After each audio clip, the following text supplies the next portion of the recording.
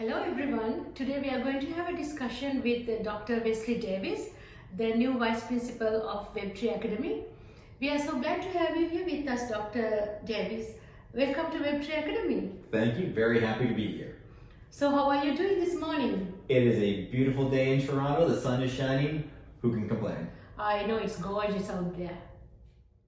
Today I would like to talk about modern education and ensuring a smooth transition to various changes happening around us.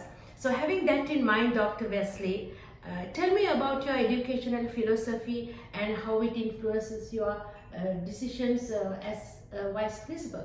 I think you touched on something very important there. It really is about change. Education has changed dramatically in the last 2 years since the global pandemic. What was true before is not necessarily true right now. And I've always believed that inclusion is the most important part of education. So getting in touch with all those kids that are struggling or not exceeding their goals or meeting their goals is the most important thing. But with this pandemic, there were so many kids that we just couldn't reach anymore. Yes. Being behind a computer screen, being at home, having all these different circumstances. Normally we can practice inclusion by walking down the hall and saying, hey, how are you doing? Is everything okay? But we lost that touch. We really did lose that touch. And so with the pandemic and students coming back to school now, it's even more important that we connect with them in a meaningful way and find out what they're missing. What did they miss over these last 2 years? And so that they can grow and become the best students they can be. Absolutely.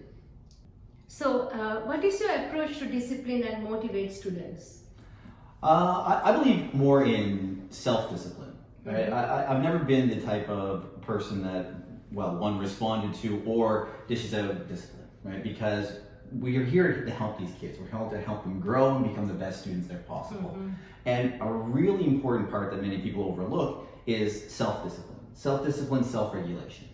We're doing things not because people tell you to do them. We're doing things because they want to learn, they want to grow, they want to be the best versions of themselves. Yes. Exactly. And that's how you're going to do real change. Like we can remember back when we were students, if a teacher told us to do it, we would do it and we'd do it for the grade, but did we really learn it? Did we really bring it inside? No, we just did it for that 1 minute and then we were done. What I want to do is have every kid internalize this and realize I want to do this because it will make me a better person moving forward. Exactly. So in my next question, when you walk into a classroom for observation, what are you really looking for? I'm always looking for the sound of learning, right? And the sound of learning to me is not the teacher dishing out information. That's a very traditional approach. I'm looking for student engagement. Are the students interacting, listening, learning, showing different perspectives, different points of view? Are they demonstrating global citizenry? Are they having all these kind of ideas that are bouncing off each other? And that's the sound of chaos, right? Yes. Learning is a messy thing. It is not a straight line. I mean, for some students it might be, but for many it is a chaotic of yes, no, failing, understanding that their failure is part of the process, and then building from that learning.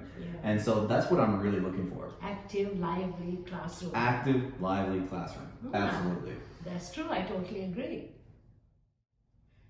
And I also understand that you are bringing in a wealth of experience from not only from Canada, but from other parts of the world. Can you just tell us about those experience and knowledge that you gathered, how you're going to implement it here for our advantage?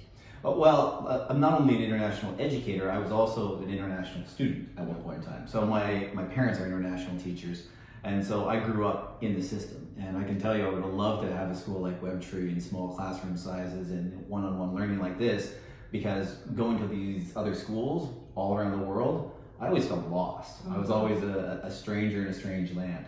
And so for the last 10 years, I've been teaching international. So in Japan, Morocco, Chile, China, Bangladesh. I've been all over the world, and what I've learned is that students learn different in different countries. Different techniques they use. Different techniques and different cultural values. Yes. And so when you're bringing international students all together, you really have to take a step back and go, how is the best way that this student can learn? Right? And so what worked for me in Japan did not work for me in Chile. Yes. And you have to realize, okay, you got to look at your own lens and go, okay, I'm bringing education from my Western Canadian lens.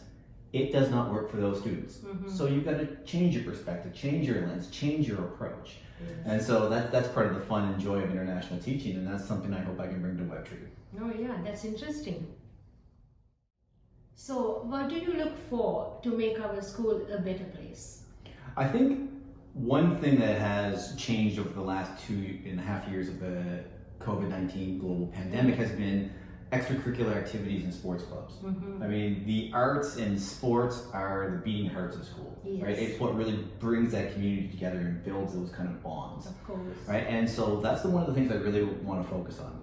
And so we're going to be reintroducing after-school activities, clubs, sports. We've got a badminton program going. We've got a partnership with a mixed martial arts for self-defense and bullyproofing kids. And so what I really want to do is bring all these students together.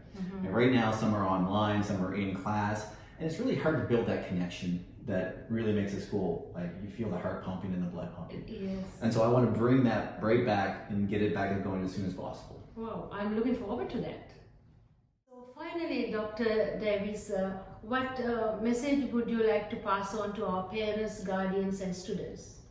I would say be healthy, be happy is one of the models of my life, right? I believe that health and happiness are choices that we make, right? We can make choices based on what we do, how we think, how we feel. These are things that are inside of our control. We can't impact or influence the things that are outside of our control, right? Focus on what's most important to you. Focus on the things that you can have a direct impact on by your attitude and behavior. Yes. These are things you don't require any training to do, but if you say happy things, if you think happy things, if you get sleep, if you get exercise, if you make all these choices that are going to create a healthy person, you will find more happiness in that. Yes. So thank you very much, Dr. Davis, for giving us a few moments from your valuable time. And I wish you good luck in your new role. Thank you. It was a pleasure to be here, and I look forward to seeing everybody back at school come September.